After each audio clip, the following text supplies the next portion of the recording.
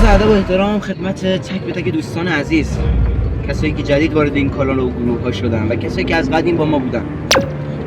بچهای لرستان، کاری تو لرستان، البته بعد کار همدان یه دونه کار تو لرستان باز شده، صداش هم در نیاوردن.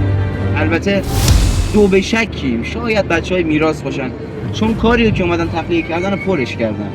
شاید از بر بچهای میراث باشن، به نمونه کاری که توی برامان و توی ارومیه رفتیم، فیلمش هم گذاشتیم توی کانال و فیسبوک، میتونید بررسی کنید.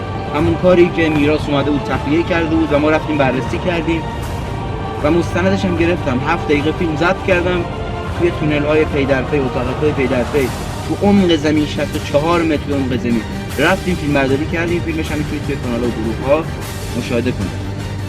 حالا اینم کار لرستان به گوشمون رسیده، نمیدونم حالا میراثه، کار میراثه، کار بچه‌های لرستان نمیدونم.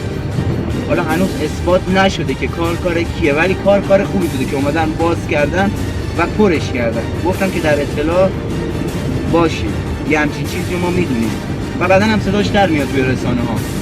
بعدن هم صداش در تاریخ امروز چندمه؟ امروز یکمه. توجه داشته باشید. حالا کی صداش در میاد خدا میدونه.